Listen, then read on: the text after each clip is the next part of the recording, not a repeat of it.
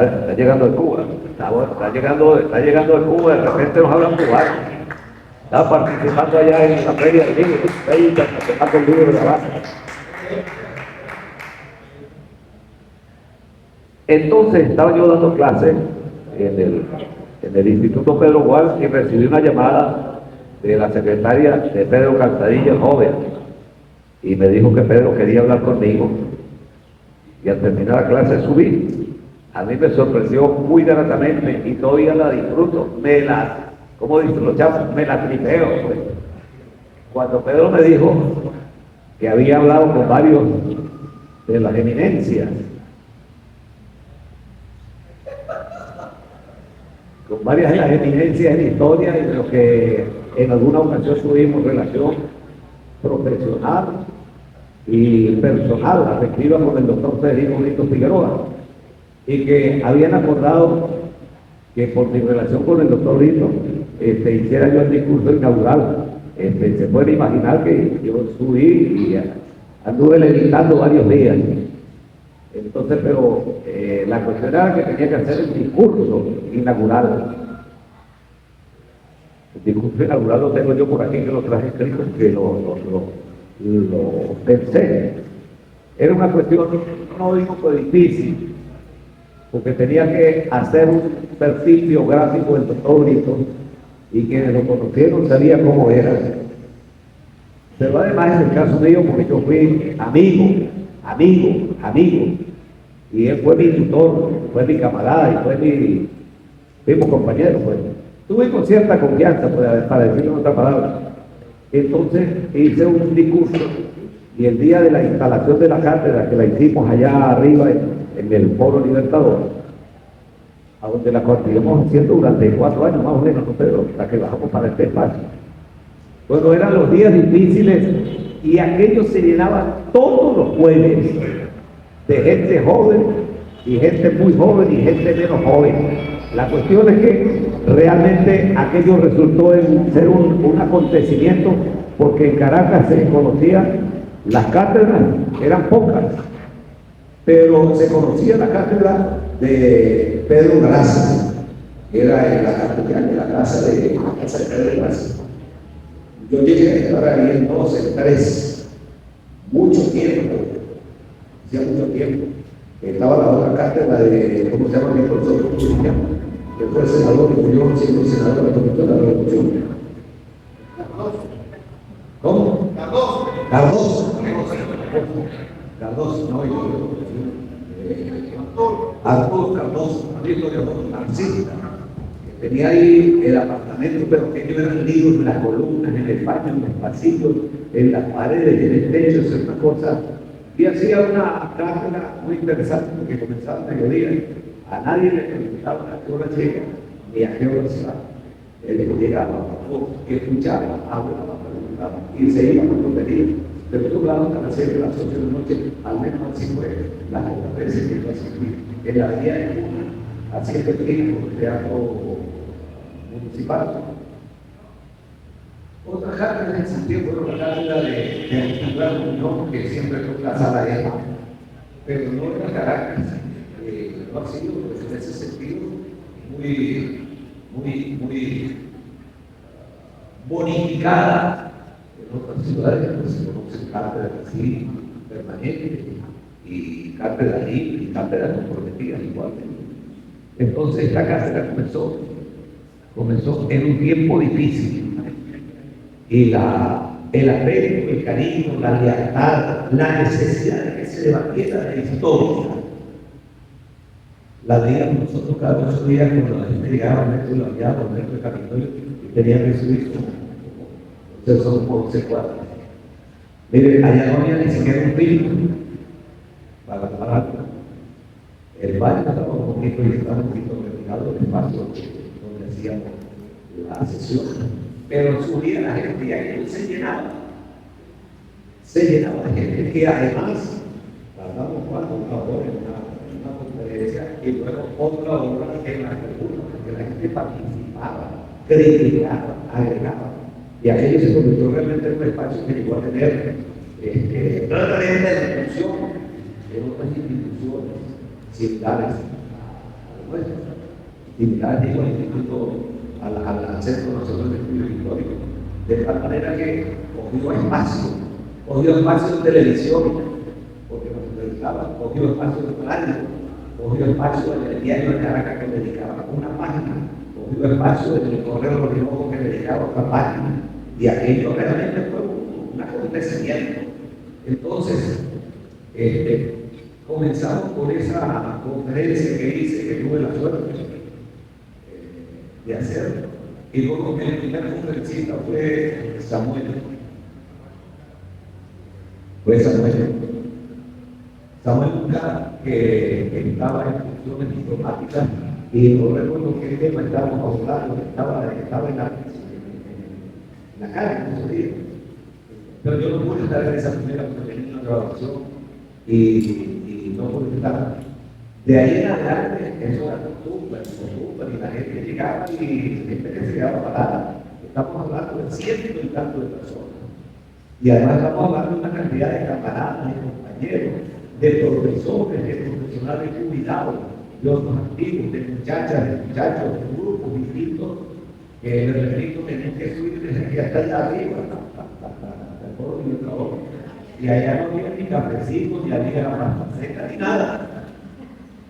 Entonces era poner en compromiso con Venezuela de lo que estaba ocurriendo, era para informarse de cómo había sido Venezuela, era para informarse de cuál era la situación nacional y la situación internacional, era para conocer a los camaradas y no camaradas ni camaradas, pero que tenían un compromiso con el país, era para escuchar la voz de los que sabían algo que tenía que decir al país, porque estamos en una situación bastante difícil, se necesitaba la voz de los gobernadores.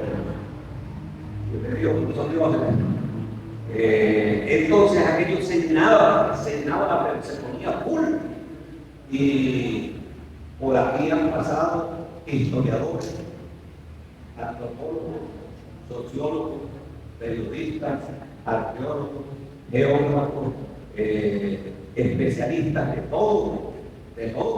Aquí han venido gente de la alta política, gente de las altas ciencias sociales, digo figuras, aquí hemos tenido, creo que no hemos tenido aquí un sacerdote. Al padre no, así no lo también. Al padre Ajá. Entonces, por esta cátedra, con absoluta libertad, aquí cada quien ha dicho lo que le ha parecido, y después le hemos preguntado, y hemos tenido estos espacios para el debate, para la discusión, para el conocimiento. Hemos hecho de este espacio de la cátedra realmente un espacio de libertad de expresión y de compromiso con el país. No ha sido un compromiso en 8 años. Cada año tiene 50 semanas. No tengo cálculo, bueno, no menos de 300 sesiones. En alguna ocasión me puse de necio a preguntar cuál sería la mejor. Y hubo gente que me dijo lo que yo digo. La mejor fue una de Alejandro Calzadilla, que se estaba con un rumbero, a gente de los toneros clásicos del Caribe, a gente de. Bueno, solo teníamos una la de la salsa y el guateque, y entonces fue sabrosísima esa sesión. Pero hemos tenido gente realmente que ha manejado el espacio de la cátedra de historia. Hemos debatido, hemos salido de aquí para congresos, para jornadas, hemos realizado actividades en el interior del país, en el área metropolitana, aquí mismo, en universidades, en liceos, en distintos espacios, y esto ha sido un almácigo. Aquí hemos tenido una de las últimas que realmente me gustó mucho, y puedo decirlo con sinceridad y con responsabilidad. Me iluminó, fue una que dio mi preciosa doctora Judith, la del año pasado, con motivo del Caracazo. Usted iba a hablar del Caracazo, pero yo no sabía. yo no sabía lo que iba a decir la profesora y yo creía que era, no habíamos hablado. Entonces le pregunté a Alexander Torres Gigante, que estuvo aquí, que condujo el Centro Nacional de Estudio Histórico durante un tiempo, y entonces Alexander le quedó a la profesora y le dijo, bueno, de Caracas. Y cuando yo me presenté, la profesora me dijo que no había hablado de lo que se ocurrió en el Caracas como tal. Y se lanzó con una conferencia que para mí, repito, me iluminó de una cantidad de los problemas políticos, de la trayectoria, eso que llamamos derecha venezolana. Y eso me condujo a que yo, estoy terminando un ensayo, ¿no? Que lo comencé desde los tiempos de que Rockefeller vino a Caracas en el año 37, curioso, se casó y vino a pasar la luna de miel y se quedó aquí durante 2 meses. Y entonces empecé a buscar las 5 patas al gato, y coincidí entonces con el proyecto de la derecha que se espera que justo sería aquí, y que por esos lados yo no había buscado. Pero ha habido cátedras muy buenas. De las más largas que yo recuerdo de esa cátedra, una fue del profesor Marcial Ramos Guedes y otra de Dulce Marrufo. Bueno, pero aquí se ha tratado de todo, de situaciones coyunturales, de situaciones culturales, de economía, de política, de cultura, de religión, de música, de tradiciones, de todo. En 8 años se ha discutido y se ha debatido. Así que aquí nunca le hemos dicho a nadie, mire, no presentemos, pero eso no es la gente. No, hubo compañeros sí que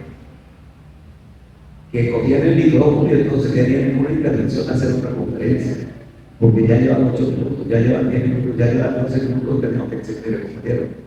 Por esa vía llegamos aquí a las 6 de la tarde. Entonces, y hemos visto caras aquí que se han mantenido a lo largo de 8 años. Hemos visto gente nueva que ha venido, hemos visto muchachos que han venido a escuchar sesiones de conferencia, porque necesitaban orientarse en cuál trabajo, en cuál tema busco.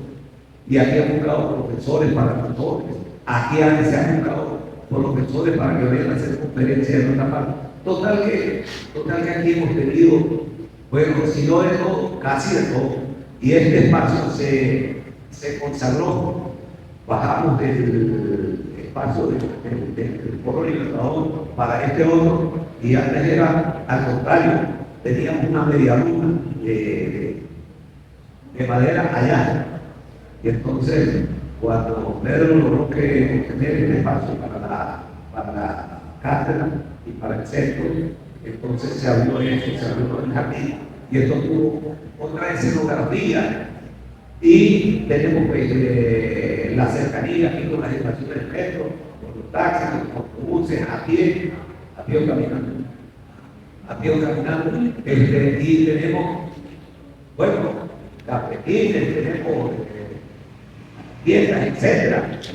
De tal manera que la cátedra es y ha sido realmente un espacio no solamente para el combate, para el debate, para la discusión, sino también para hacer amistades, para encontrarnos, para reencontrarnos, para coincidir, pero sobre todo para disentir y ser tolerantes en el disenso, para reconocer que el otro por ser el otro no tiene razón, sino que podemos dialécticamente coincidir en el camino de lo que es el interés común, que es la patria venezolana. De tal manera que en este camino vamos, y yo creo que hasta cuando el permitido nos permita, pues aquí vamos a estar encontrando todos los jueves a esta hora para discutir de los temas que sean de actualidad y de temas novedosos. Punto y aparte, le he pedido, por el permiso de Pedro el joven, le he pedido a Pedro el viejo, que tiene muchas cosas para contar. Nos obsequiamos ahorita los trabajos que son de su producción intelectual, de lo que vi y lo vi en el YouTube. Y este otro que es el día en que uno comienza, tocaríamos la tierra, que es el título de una de las crónicas, porque es un trabajo de crónica. Pero Pedro Calzadilla el viejo, junto con Aristide Medina Rubio, fueron los autores poco conocidos de una iniciativa trascendental para los estudios de historia de Venezuela. Y Carlos Luis Carpintero, que ciertamente que murió hace 2 años, 3 años. Fueron 3 Quijotes que se lanzaron con la creación de una revista de historia, que es la revista Tierra Firme. Va por 100 y no sé cuántos números. Jessica, 121 números. Entonces, esa revista, cuando nosotros estamos empezando a meternos en los problemas de historia, hoy una revista de historia, Tierra Firme, interesantísimo, porque eran temas como se hace con artículos. Y bueno, como estudiante medio pelado, pero uno veía que aquella revista era atractiva, que era interesante, que era nutritiva intelectualmente. Entonces, de la historia de cómo se creó Tierra Firme, no hay quizás ni ensayo, no hay ni aproximación. Entonces le hemos pedido a Pedro Diego que utilice este espacio un día y venga y nos cuente cómo fue eso de meterse en ese problema, nada más y nada menos que crear una revista. Y además una revista de historia. Entonces una revista de historia que tiene reconocimiento no solamente nacional, sino internacional. Y que ha sido fuente de conocimiento no solamente para historiadores, sino para gente cercana a la historia, donde han escrito niños historianos. Bueno, primero fue de historia, después salió otro campo de las ciencias sociales. Y entonces, a Pedro Dios le escuché en alguna ocasión arriba en el foro, una parte de esa historia necesitamos oírla y grabarla, porque si no el tiempo va pasando y algún día lee a alguien y dice, no, eso se quedó porque yo dije, no, vamos a escuchar cuando Pedro el Viejo diga tal fecha hoy, y entonces lo grabamos y tenemos la versión de uno de los creadores. Bueno, yo me siento muy contento de haber estado al frente durante 8 años, al frente de esta cátedra. A mí personalmente me ha sido sumamente satisfactorio porque aquí los he presentado, he oído y he aprendido de muchísima gente lo que costaría leer muchos libros, folletos, revistas, etc. Entonces yo tengo que darle muchísimo las gracias a Pedro Carcedilla, que me seleccionó no solamente para hacer ese discurso, sino que después que hicimos el discurso él me dijo, encárgate de la coordinación de la cátedra. Y bueno, yo me encargué de la cátedra, pero entre todos discutíamos a quién traer, a quién Pedro tenía y tiene mucha más actitud en todo eso. Y entonces, bueno, tiene claro, es de la alta política, de la alta del campo de las ciencias sociales, etc. Y entonces, esto ha tenido toda esa diversidad de expositores y conferencistas. Muchísimas gracias, estoy siempre agradecido por la confianza. ¿Vale? Muchas gracias. Bueno, a ustedes les dejo la voz del profesor, doctor Gustavo Manucci, un guayanés de Perro Seco. Siempre está muy orgulloso de la nación de Perro Seco.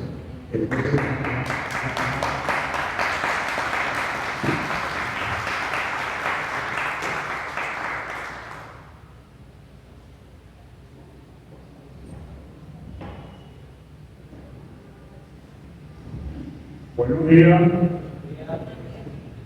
Agradezco en primer lugar a Manuel Carrero la manera tan inteligente, por no decir caballera, como esto. A mí me llamó y me dijo, él me preguntó que si tú ibas. Y a Pedro Casadilla Pérez, un abusador. Pedro Casadilla Diego, Pedro Casadilla Alba, Pedro Marco Casadilla Alba.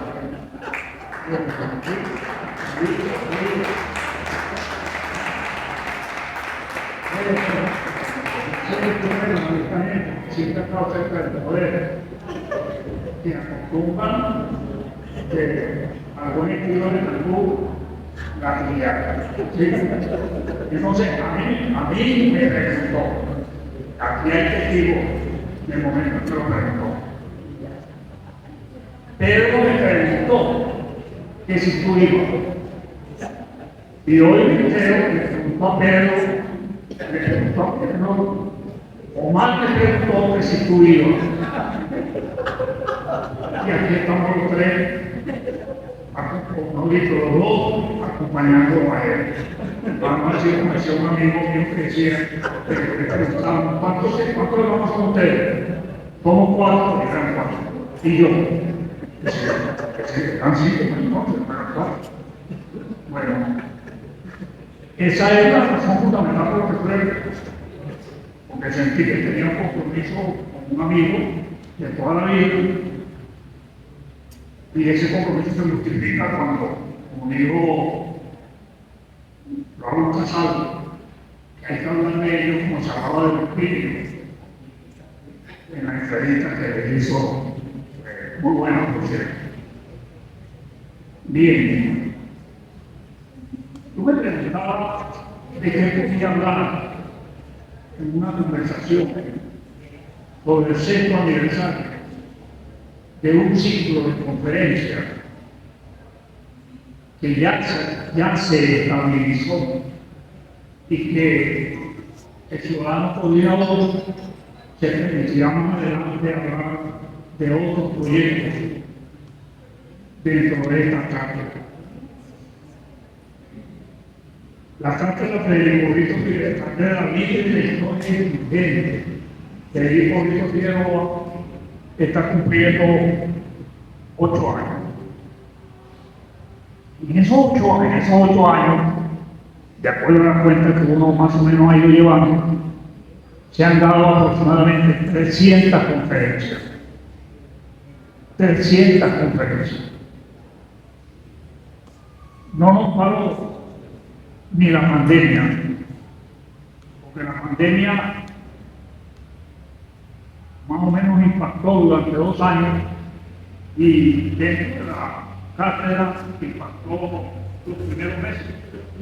Pero de pronto Pedro, que era entonces el coordinador del Centro Nacional del Estudio Histórico, Manuel, tomamos conciencia de como que se está perdiendo el tiempo. Y entonces, como la posibilidad era que no había que estar en espacios cerrados, pues la empezamos a desarrollar en la avenida, en unas cartas que se consiguieron con el Banco de Venezuela, ¿sí? En la avenida Universidad. Y era interesante porque iba pasando la gente y se paraba, y un día el conferencista, que es el poeta Antonio Trujillo, casi se agarra con alguien porque le dio una oralidad a propósito de lo que estaba diciendo.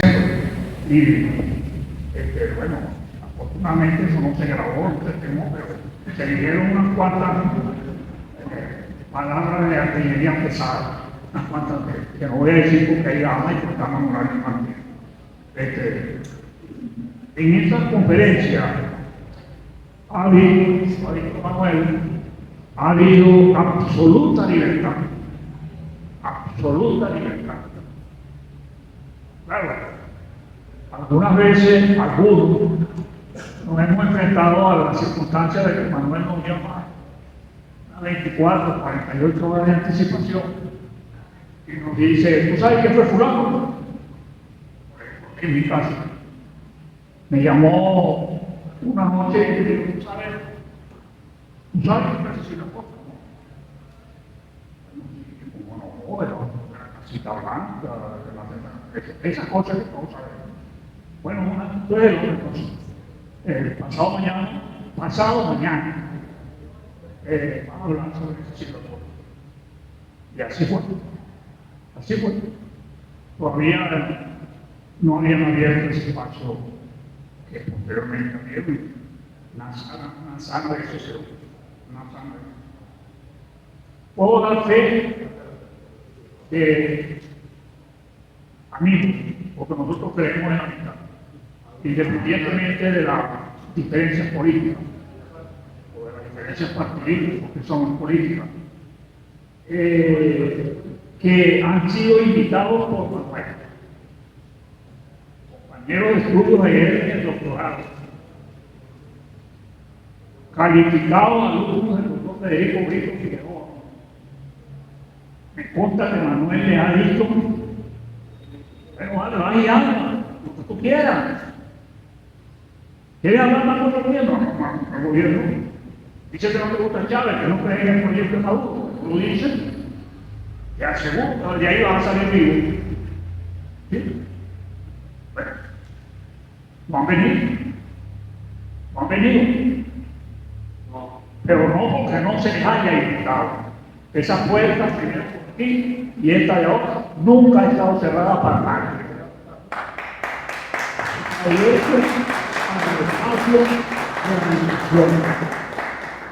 Para el espacio de discusión. Ya ustedes saben, si me siguen aplaudiendo, se olvidan del almuerzo y tal vez de la cena.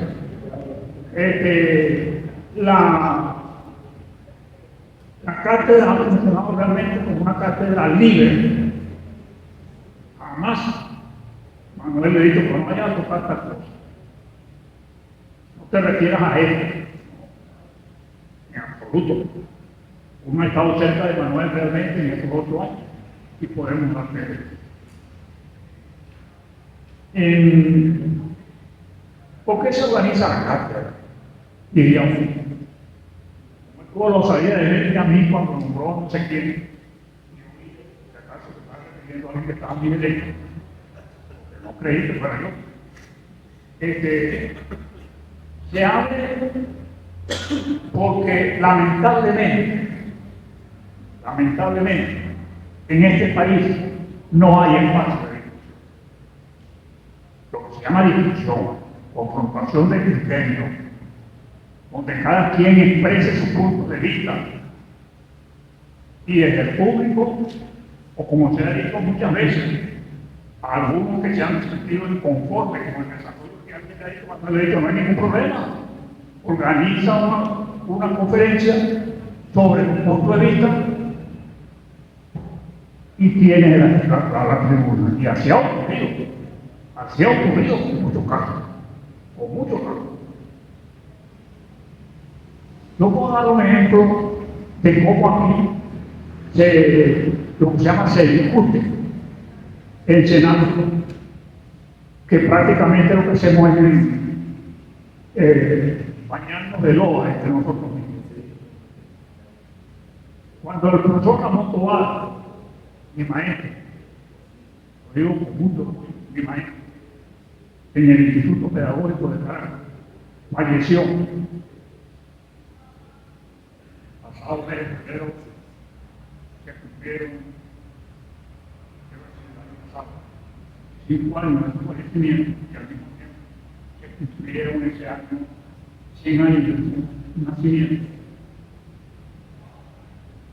Alguien, con cierto respeto, independientemente de la diferencia, escribió, y como yo soy de esa persona, yo santiaguero todo lo que puedo. Eso hace que la gente ponga la piensa que yo no tengo nada que hacer. Lo leí y escribió palabras más, palabras menos. Bueno, habrá quien estudiará a Ramón Tobar con sus luces y con sus sombras. ¿Qué contesté? Por el mismo medio. De las luces no vamos a hablar. ¿De cuáles sombras? De un profesor que propuso un método, que propuso una manera de trabajar las ciencias sociales, que tiene lo que a mi manera de ver es destacable en el trabajo del protocolo. Pasó como un mes. Al mes contestó dándole parcialmente la razón, que se le había ido a mano, algunas afirmaciones, que no nos puede detallar, no es de la reunión, y que es de nada, pero que en todo caso me invitaba a su cátedra para que discutiéramos la visión que él tenía, que él tiene, que la sigue usando en su clase, en una universidad privada, con el criterio mío. Bueno, ya han pasado 5 años. Y ahora el 26, que pasarán 6 años de fallecimiento del profesor Tobar. Y estoy esperando la invitación. Y él tiene su cátedra y la dan. Y conozco el programa, porque yo soy de esos ociosos, bueno, que cuando algo me llama la atención le sigo la pista. Por ahí le decía una pista, un libro que todavía no he conseguido, que se llama El Tonto Rojo. Ya le puse la mano. Entonces, eso es un ejemplo. Una cátedra hecha para descalificar una proposición metodológica, pero allí no hay posibilidad de ejercicio. No hay posibilidad, porque él es el profesor, el dueño de la cátedra, el profesor. Entonces, se crea la cátedra que se inspira, y aquí hay que puede desmentir, si me equivoco, en lo que Federico Brito Figueroa, el doctor Federico Figueroa, que vaya a ser como compañero de Arquisimeto, que lo llamó, bueno, como tú dices, Federico, empezó a citar el currículum completito, y luego la compañía no había enterado de que el doctor Brito Figueroa murió del año 2000, de la carrera que dejó para perderse de ahí. Fue en una ocasión en Barquisimeto. Entonces, porque el doctor manejaba, y lo dice en su último libro, cuyo borrador tuvo a la mano, no lo he editado, publicado en el año 2000, año en que falleció, y se llama El aula en la calle, es como él quería llamarlo, El aula en la calle, historia de incidente y militante, que es en definitiva el nombre como el que se dio el libro, historia de incidente y militante. Entonces, el aula en la calle, historia de incidente y militante, porque esa es la manera como él daba las clases, esa era la manera como él escribía, que era una invitación, que era una provocación a la discusión. ¿Sí? Eso sí, a la discusión fundamental, a la educación, a la discusión con razones. Recuerdo una vez que le pregunté en clase algo y me dijo, no, yo no estoy aquí para perder tiempo con esa tontería. Bueno, ahora respuesta lo que digo, al frente de todo el mundo. Como fueron compañeros de estudio de Guerrero y tuvieron los mismos maestros, tuvieron los mismos docentes, el profesor Tobar hablaba del aula extendida. El aula extendida a lo que él llamaba, a lo que él entendía como el laboratorio más exigente, que es la sociedad. Y con dos enfoques distintos, o dos planteamientos distintos, a la larga iban a venir a la estimulación, a la invitación, a la confrontación y a la discusión. Nosotros encontramos en una institución que ya no existe, el Instituto de Educación Integral, que dirigía Belén San Juan, un lema que nos parece que forma parte de esa visión de esos comunistas no ortodoxos, no seguidores a rajatabla de la disciplina, pero que tienen la formación marxista. Belén San Juan habla de la necesidad de formar al republicano para el futuro que ya empezó. Formar al republicano para el futuro que ya empezó. Bueno, lamentablemente esa idea que manejaba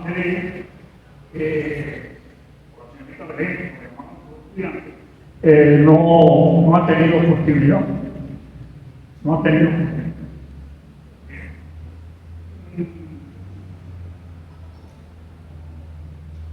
Curiosamente, todos empezamos a entender la necesidad de abrir un espacio para la discusión, un espacio para la confrontación del criterio. Y en ese inventario que hizo Manuel en su intervención inicial está la multiplicidad de aspectos, ¿sí? Y la gama de tópicos que han sido tocados.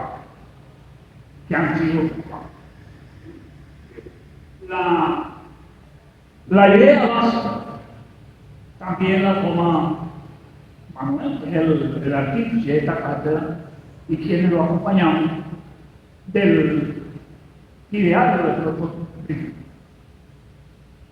La idea de que no hay neutralidad en la ciencia social. No hay neutralidad.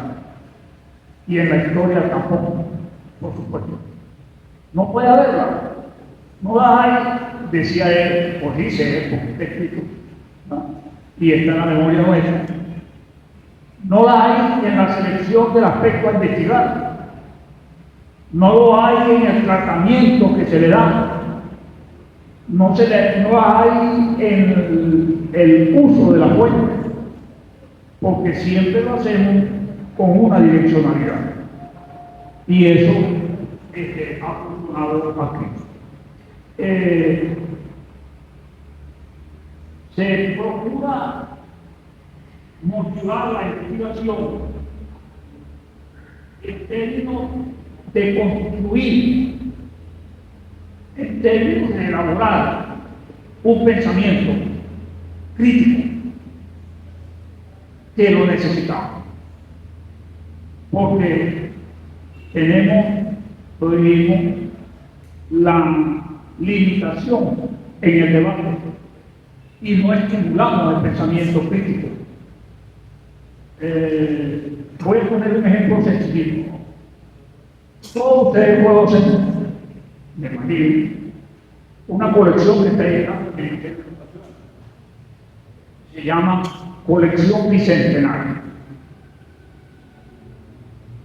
Bueno, empezamos porque normalmente la gente dice la colección bicentenaria. No, no es la colección bicentenaria. Es colección bicentenario. Porque surge en el marco ese de lo que ya llaman la era de los bicentenarios. La era de los bicentenarios. Bueno, debo ofrecer disculpas si hay alguien que se está ruido, pero esos materiales no gozan del aprecio de los docentes. ¿Por qué no gozan del aprecio de los docentes? Porque empiezan por decir, no, es que esos textos no nos ayudan. Eso es un error. Esos no son textos. Esos no son textos. Esos son recursos instruccionales. Esos son recursos instruccionales. Entonces, por ejemplo, matemática. En lugar de volver la matemática, en lugar de insistir en la matemática como algo abstracto, todos sabemos porque hemos pasado por ese calvario, ¿sí? Porque nos habla de una raíz cuadrada, pero nunca la hemos visto, salvo en los problemas, ¿sí? Entonces allí se habla de la matemática desde el hogar, la matemática desde el hogar. La biología no se vuelve una suma de conceptos, sino es la biología como elemento de la vida, para explicar la vida de los seres vivos, de la biología. La historia no se aborda a partir del tema 1, por ejemplo. Este año no se diría. Tema 15, por decirlo, la campaña del sur, no. Se aborda y dice hacia el sur a caballo. De esa manera se aborda lo que nosotros llamamos la campaña del sur, hacia el sur a caballo. Entonces, calculen ustedes cuántas cosas podemos nosotros deducir todo ese título. Asia,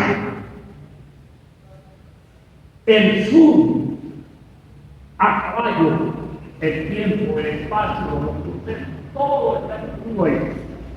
Entonces, nosotros encontramos que los libros no le sirven a los docentes, porque los docentes no trabajan tema 1, tema 2, entonces, este es un ejemplo de cómo necesitamos formar una mente abierta para el debate, para la discusión. Esa es la forma de formar una mente crítica.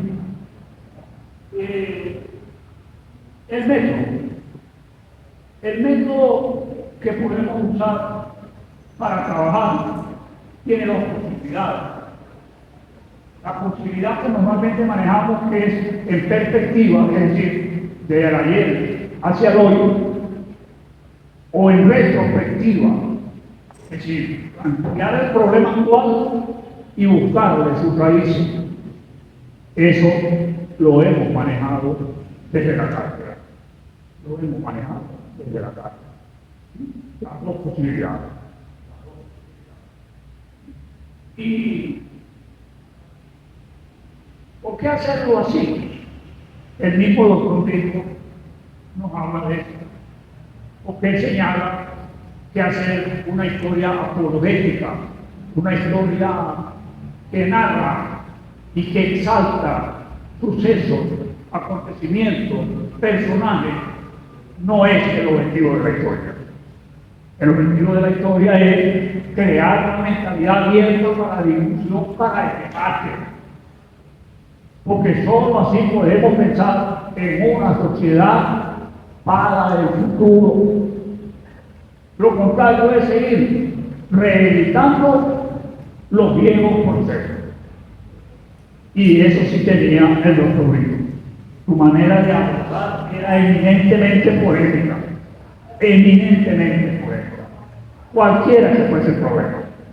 Por ejemplo, lo que pasamos por la escuela de historia, vamos a hablar de eso.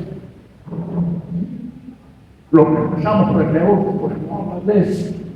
Es que, por ejemplo, ¿quién valoriza aquí el pensamiento positivista? Hasta el momento en que empieza, por ejemplo, la Universidad de Santa María, que rescató las obras de Vallenilla Lanz, me refiero al verdadero Vallenilla Lanz, el hijo de la Vallenilla planchada. ¿Entiendes? Socialismo democrático, de integración e integración, y las reeditó con estudios críticos. Hasta entonces, esa era un área vedada desde el punto de vista del tratamiento. Nadie trataba, estudiaba a Vallenilla Lanz, a Laureano Vallenilla Lanz, porque era progresista, pero en la práctica era fundamentalmente positivista. Habría que preguntarse si hemos dejado de ser positivos. Habría que preguntarse. El usuario se hace preguntas como esta. ¿Existirá Venezuela como nación en el próximo milenio? Y él mismo se contesta: tengo mis dudas. El doctor Rico, ya te digo, falleció en el año 2000.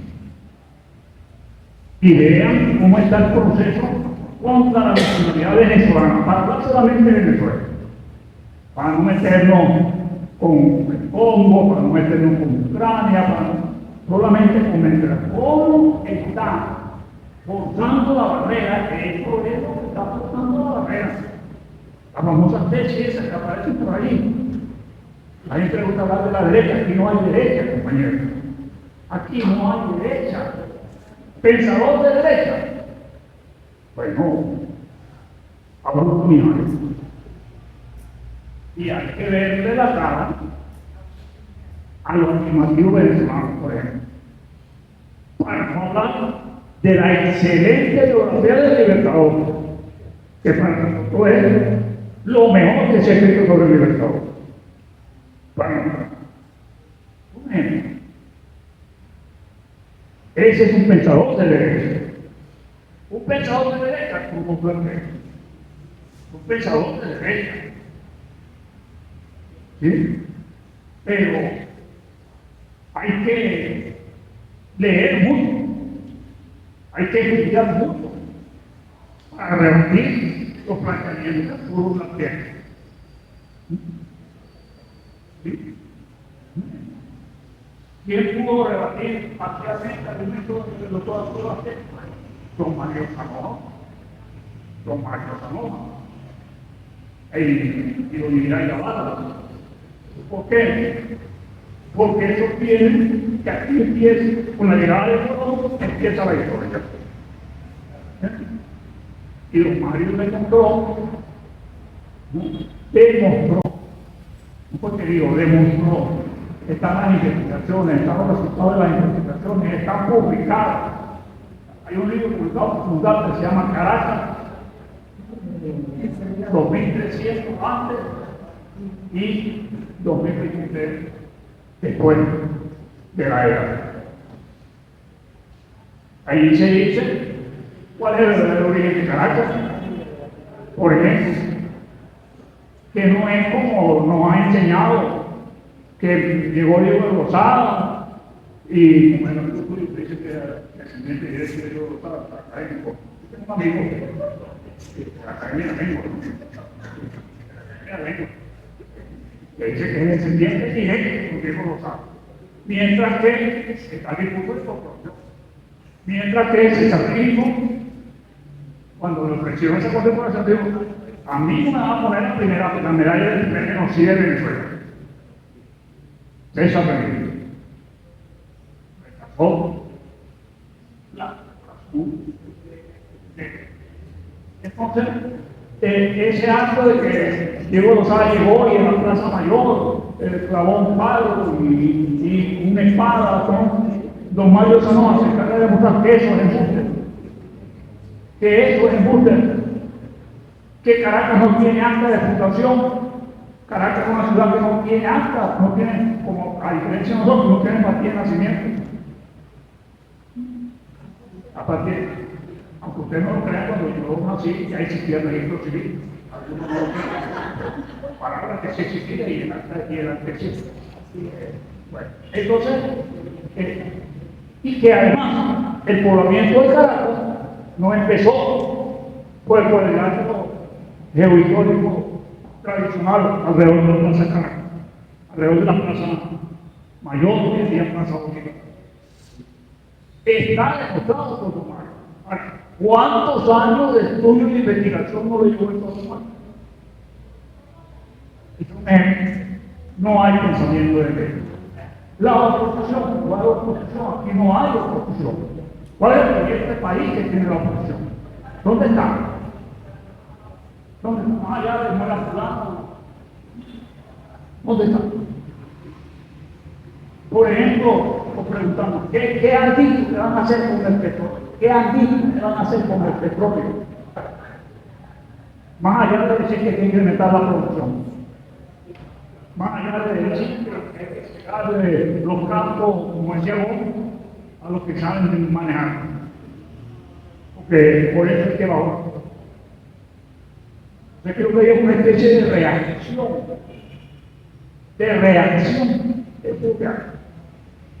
Bueno, de esa manera. ¿Y qué busca esa reacción?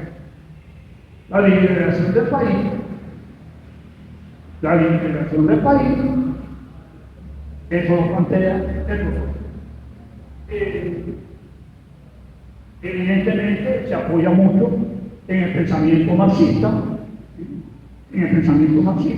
y en sus maestros, que estuvo él en el Colegio de México y en la Universidad de París. Lo de crear crítica, lo de comprender el pasado, comprender el presente, a partir de la comprensión de la evolución cubierta por el país. Esos elementos han orientado a grandes rasgos la cátedra de Historia Libre. Ya Manuel se refirió y sería muy bueno, sería muy bueno, sería muy positivo para todos nosotros escuchar a don Pedro Blanco Calzadilla Álvarez contarnos la génesis de Tierra Firme. Algunos conocemos algunos pasajes, pero la historia orgánica, por decirlo así, queda don Pedro Calzadilla Álvarez, que es quien puede realmente hablarnos de eso. Y en el campo del debate de las ideas, la cátedra libre, guardando las diferencias del caso, es el equivalente de lo que nosotros llamamos el proyecto, el gran proyecto. Pondría algunos ejemplos que nos ha tocado trabajar. Aquí está Jesús, que trabajó con nosotros, el caso de Manuel Carlos Piazza, por ejemplo. Fue aquí, en esta cátedra, donde se abrió el espacio, aquí en Caracas, para discutir sobre las características de Manuel Carlos Piazza.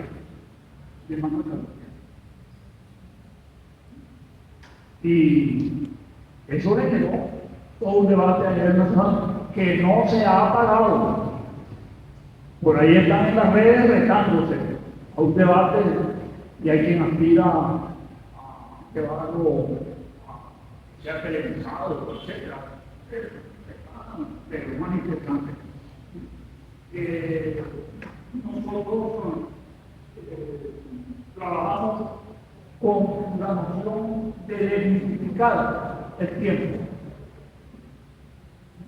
Y en eso hemos encontrado mucha ayuda en la lectura de los trabajos de los Mario Sanoma y de los Miguel Ayala, de Miguel González, por señalar dos ejemplos, tres ejemplos.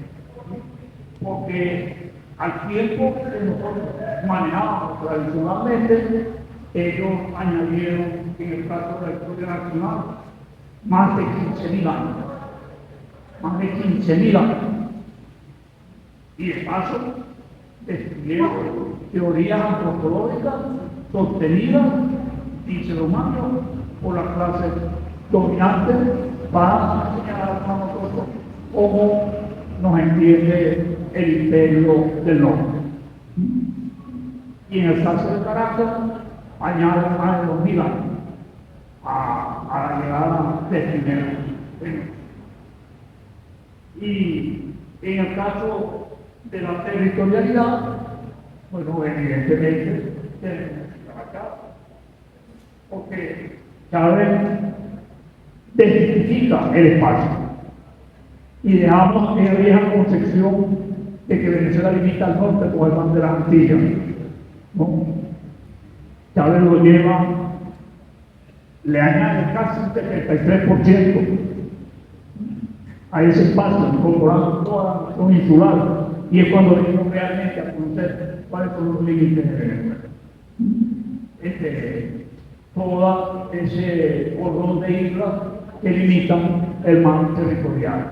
Bueno, esos elementos son posibles porque la cátedra de Corrientes se abre esa discusión y a nosotros nos ha seguido en mucha utilidad.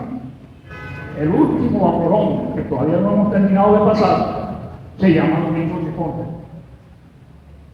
Se llama Domingo Cifuentes.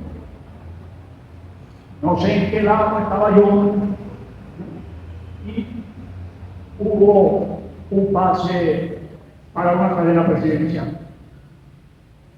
Y estaba sobre el tapete, una vez más, el problema de la Guayana Esequibo, que también se ha discutido aquí en Puerto Rico. El problema de la Guayana Esequibo, ahí dice, el Esequibo, no es el Esequibo, es la Guayana Esequibo. Es la Guayana Esequibo. Porque antes de llegar a Esequibo, que es el límite, hay una superficie de 149.560 kilómetros cuadrados. Entonces, la reclamación no es por el Esequibo, es por la Guayana Esequibo. Estaba la reclamación por la unidad executiva y una cadena presidencial, no sé a qué punto de qué comisión, y habló el presidente Maduro.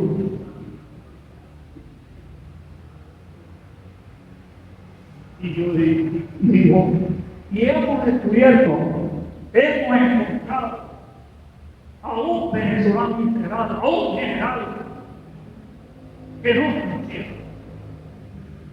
Como tengo una mala costumbre de no permanecer callado, dije, va a hablar del general Cifuentes. Y efectivamente, la intervención del presidente fue sobre el general don Antonio Cifuentes. Como consecuencia de eso, de no permanecer callado, entonces me salió trabajo. Me salió trabajo. Y estoy con ese bajo tratando de sobre el general don Antonio. Pero lo interesante de decirle es que hay bastante material. ¿Y eso qué tiene que ver con lo que estamos hablando de la historia de estudiantes? Porque esa es una historia que desde Caracas no conocíamos, que desde Caracas no trabajábamos.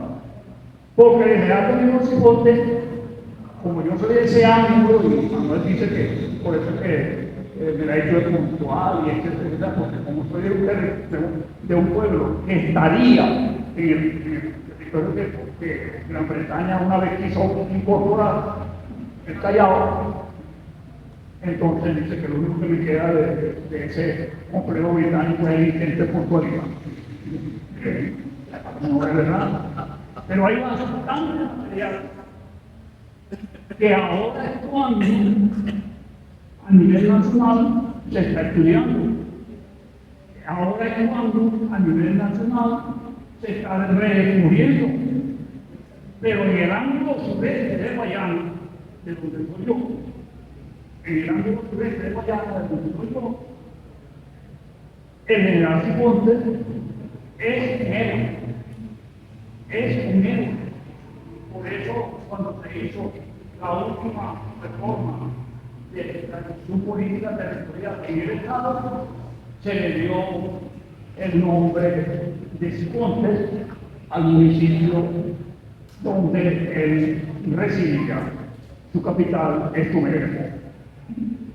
Pero en ese ángulo sureste de Guayana, del país, el general Cifuentes es un héroe muy nombrado, es un héroe muy conocido.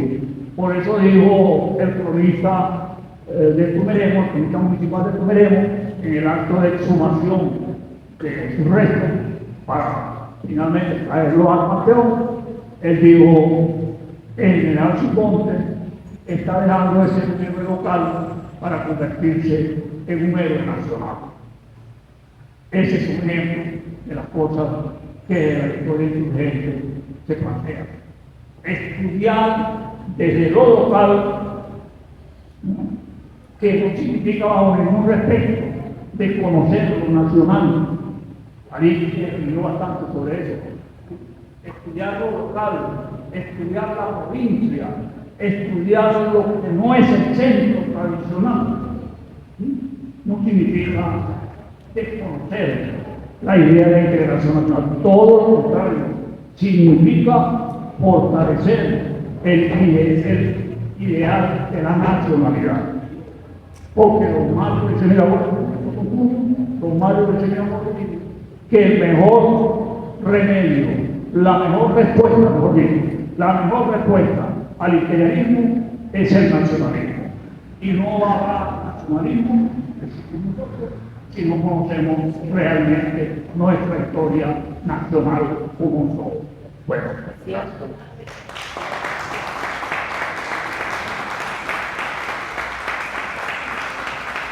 Gracias, doctor magistrado Canuque, cronista de la ciudad de Caracas.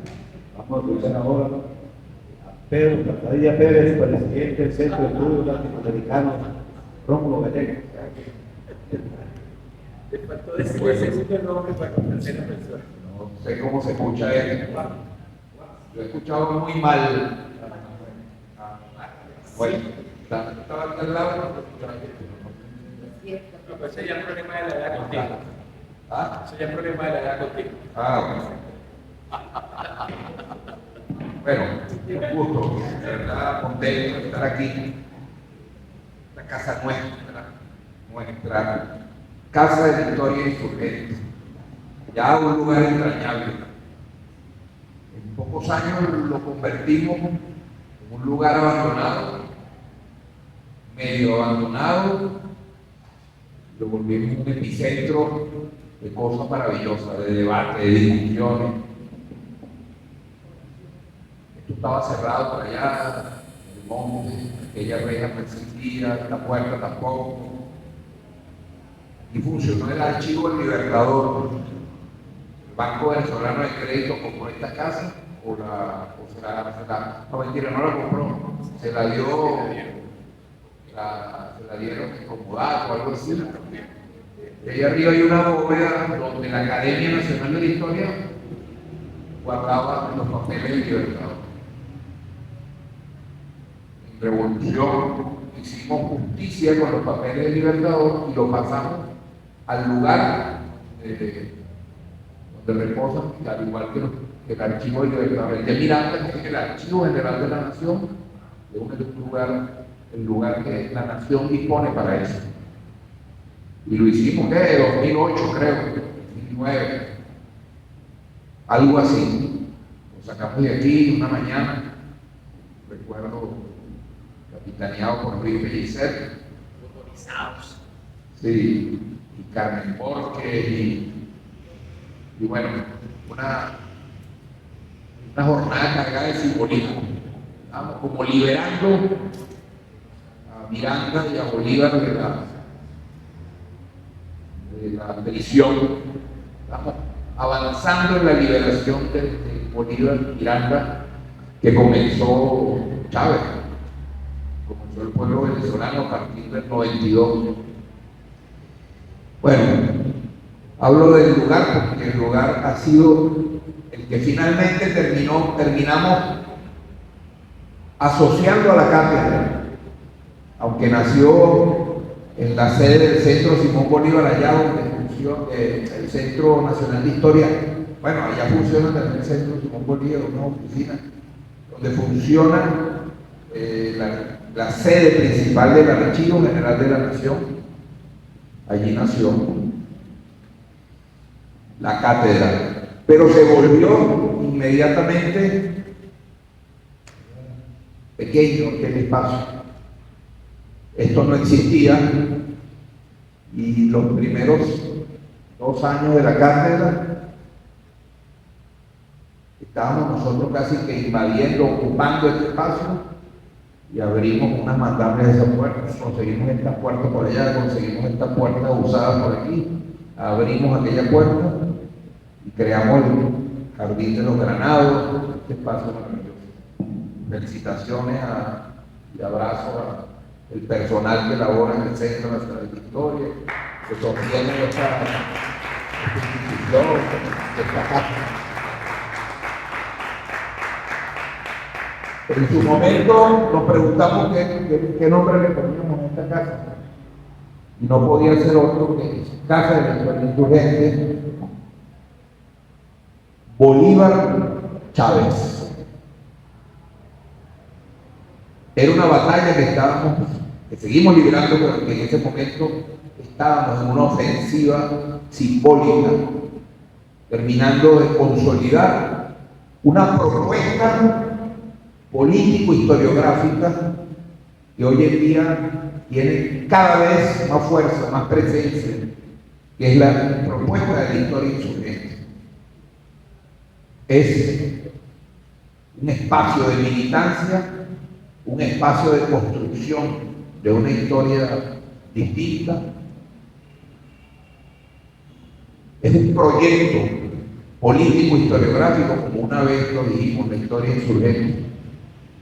No hay nada, no hay receta, pero hay un horizonte común, una mirada común. no es una metodología, pero se comienza a escribir sobre eso. Creo que hay unas tesis por ahí en el PNFA que están sobre este tema. Ya tratando de sistematizar ideas de pensamiento. Historia insurgente. Alguna vez hicimos un diplomado para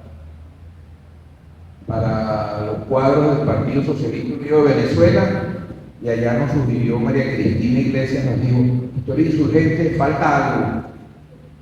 Historia insurgente, coma, historia para el combate. Y era el desafío que Chávez nos había puesto a quienes veníamos de la academia, quienes incluso éramos prisioneros del academicismo. Lo digo autocríticamente y reconociendo el lugar de donde venimos. Había que salir a encontrarse con un pueblo que había tomado para sí el destino, su propio destino. Por primera vez en la historia el pueblo, los miles, llegaba al poder. 1998, con Chávez, golpe electoral, insurrección electoral, y las mayorías empobrecidas, históricamente excluidas, los que nunca gobernaron este país y las que nunca gobernaron este país, por primera vez tenían el poder político. Otras veces habían tenido la esperanza con alguno que otro presidente que había surgido de su seno y que les había ofrecido que venía un proyecto popular, pero a los meses, para no decir días y semanas, ya estaba traicionado. Y aquí no, aquí el arañero, nuestro arañero firme, está avanzando y planteando la gran idea de que no hay posibilidad de que un pueblo complete su liberación si no libera su conciencia histórica.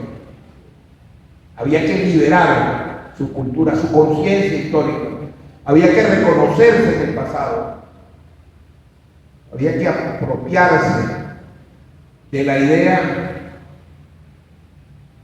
de que solamente pronunciándonos, nombrándonos, diciéndonos, hoy en relación con el pasado, había que nombrarnos en los libros de historia, en el relato histórico, que ahí teníamos nosotros mucho que decir. Digo nosotros y nosotras, quienes veníamos de la academia. Y ahí empezamos a aprender, a desaprender y aprender. No era como nos habíamos nosotros creído. ¿Usted cree que ha sido un proceso difícil y traumático esto de apropiarnos de una nueva manera de entendernos la historia? Para los mayores todavía más difícil, porque aun cuando éramos militantes de la historia crítica, la historia militante, había una sobredeterminaciones académicas, teológicas que nos oprimían, algunos chantajes que no había. Alguna vez lo hablábamos, olvídense de ese escenario. Hay que abrir las puertas a una nueva manera de contar, de una nueva visión de la historia. No es rescatar la historia, no, era revolucionar la interpretación profundamente, cambiar las presentes, las premisas, los conceptos, las categorías, y había que ir al fondo, todavía estamos tratando. Bueno, la historia insurgente fue el nombre. A veces lo digo, Luis Pellicer, que fue quien propuso ese nombre, lo dice. Cuando yo lo digo, si no digas así, digo sí, ha podido ser cualquier otro nombre. Lo hubiéramos podido también conseguir otro. Es el nombre que le pusimos a un proyecto destinado a acompañar al pueblo de Venezuela a su liberación hoy, su liberación cultural, su descolonización,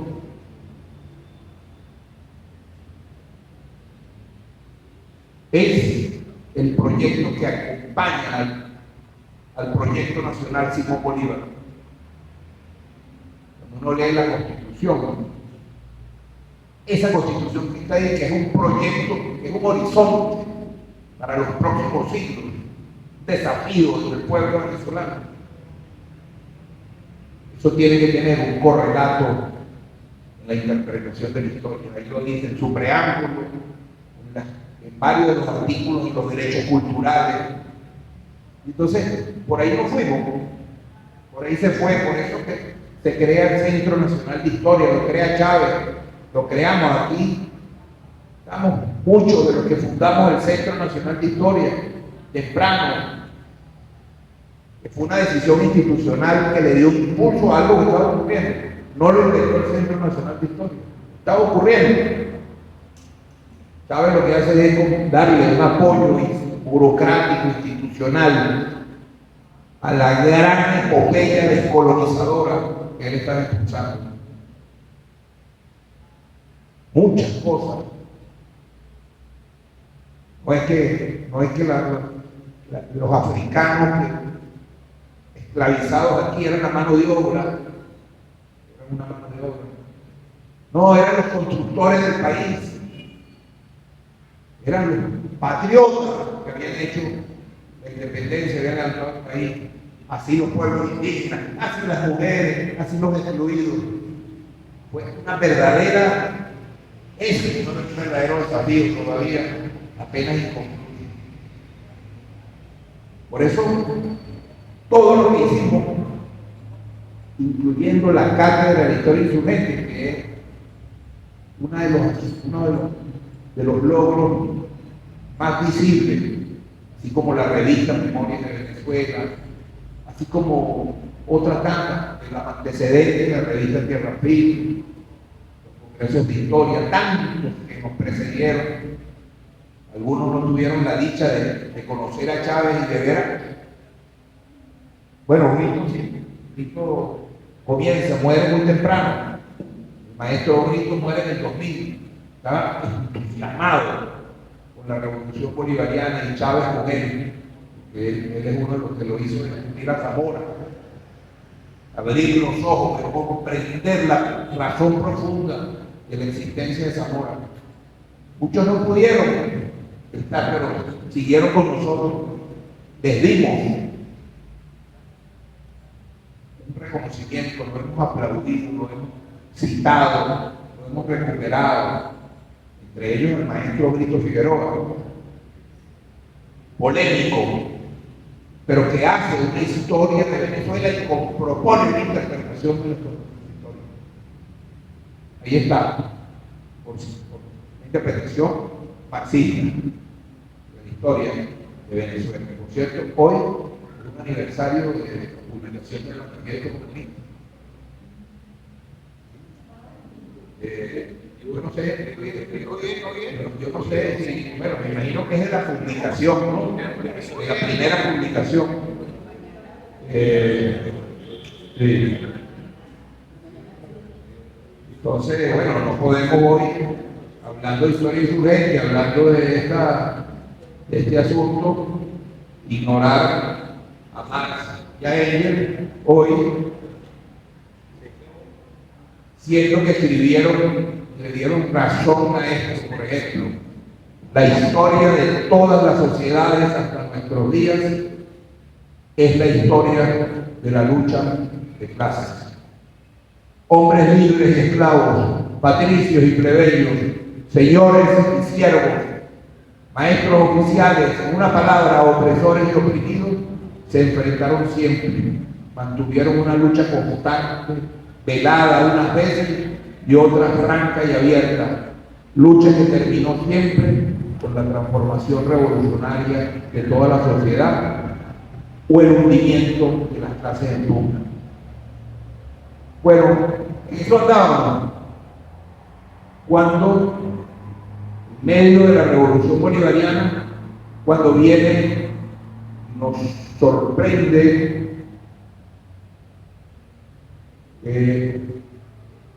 la muerte del comandante Chávez, 2013.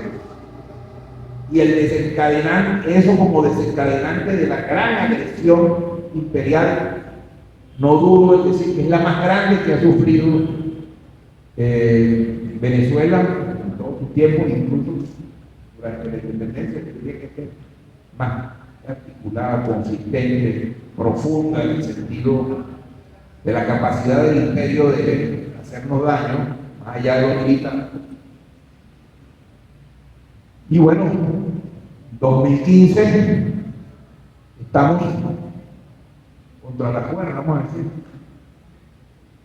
Recuerden, la derecha, la reacción, el imperialismo gana la Asamblea Nacional. Y desencadena, el desencadenante para derrocar al gobierno. Fue una estrategia muy planificada, muy bien planificada, y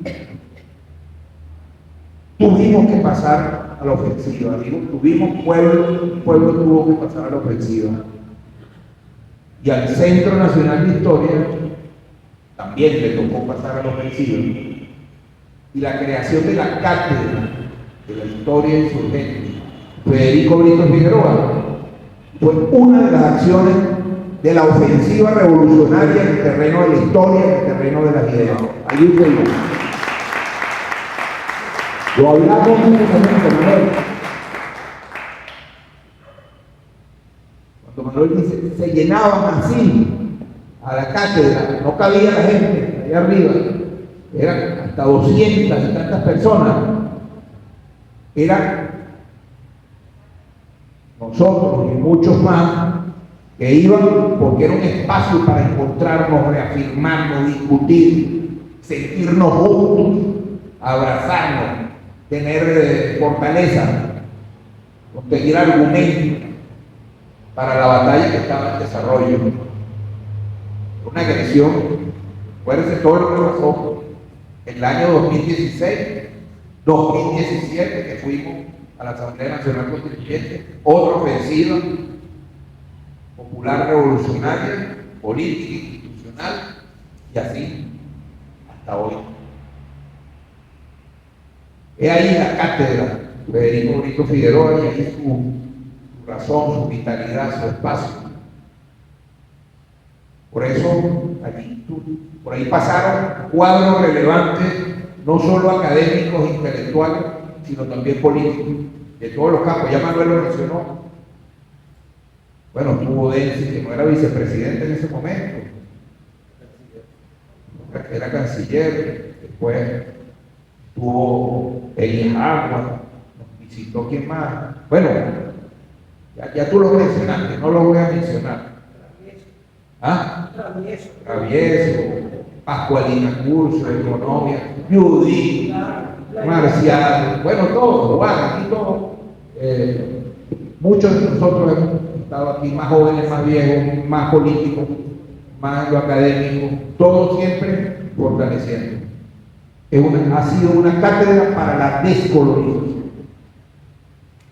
Es la gran tarea que estamos involucrados. Mire, yo quería rendir tributo a varias personas que se nos fueron. Luis Navarrete Orta, maestro, estuvo con nosotros en esta cátedra, profesor jubilado de la Escuela de Letras, revolucionario, fue militante por muchos años del Partido Comunista de Venezuela, en su juventud particularmente, guacinero, ese es uno de los que conoció el campo de concentración de Guasina, campo de concentración peregrinista. Le rendimos tributo a él, se fue apenas ahora, en noviembre. Su hijo Rodrigo Navarrete, arqueólogo, que fue parte del Centro Nacional de Historia. No sé si ustedes conocieron a Rodrigo. Extraordinaria persona, un ser humano maravilloso, profesor de la Universidad Central, arqueólogo, antropólogo. Dejó libros que publicamos, tuvimos la dicha de publicar y compartir. Y bueno, tantos otros que fueron ponentes en esta cátedra. Ajá, claro, Toriano, Enrique Nóbrega, qué decir, ¿no? Pues, imagínense, fundador del centro, querido amigo, Omar Galíndez, que también gran camarada, Mario Zanoja, y tantos otros que fueron parte de este movimiento y lo siguen siendo en el corazón y en las enseñanzas y en el ejemplo. Bueno, mire, hay una querida compañera que es Ariana Vélez, que trabajó en el Centro Nacional de Historia, Ariana, quienes los más viejitos aquí del Centro de Historia, la recuerdan, ella trabajaba en el proyecto del Museo Nacional de las Culturas, que estaba adscrito al Centro Nacional de Historia. Yo creo que estaba aquí una de sus compañeras, creo que se fue, ella era coreógrafa, bailarina, ella era investigadora de la cultura popular, nos acompañó muchos años. De verdad, con ella merece que la recordemos. Bueno, por ahí los hilos de esta cátedra. Yo me siento feliz de estar aquí, de acompañarlos, de que esto exista, de que sigamos en esta faena.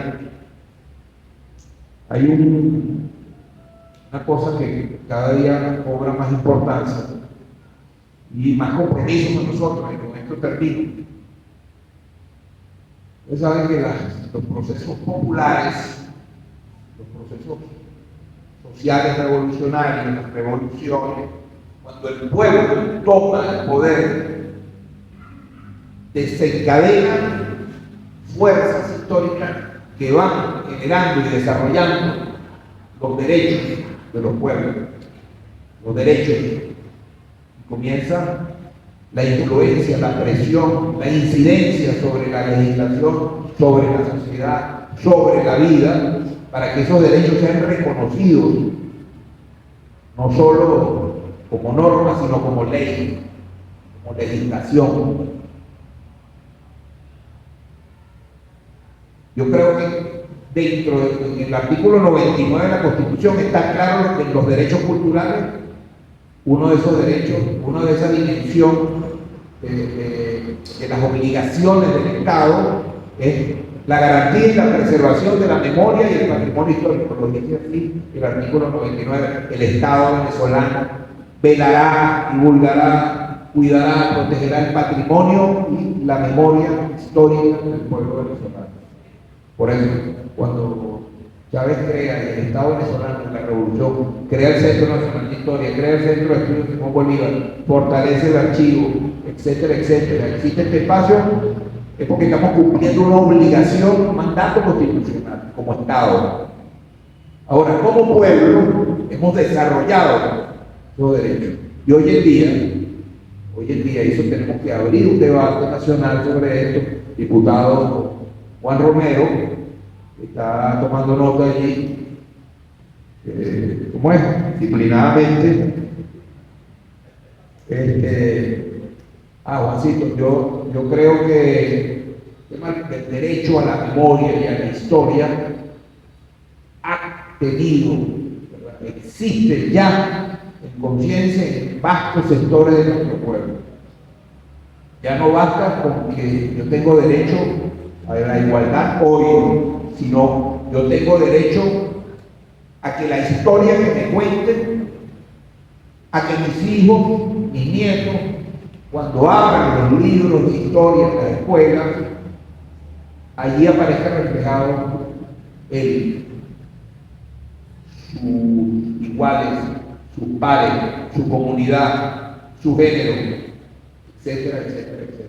Su región.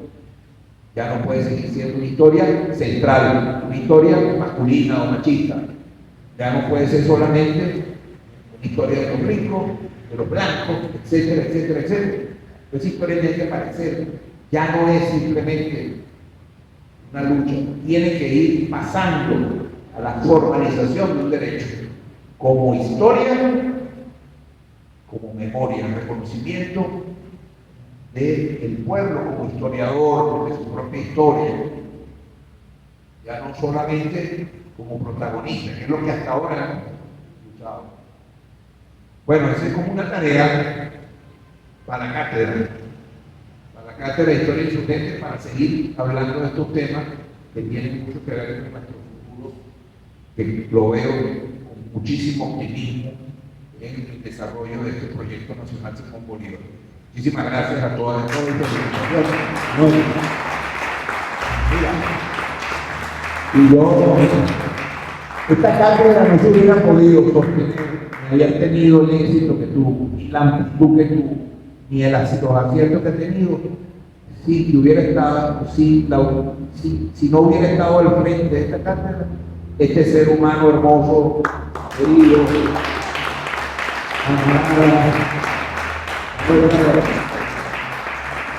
gracias, señores.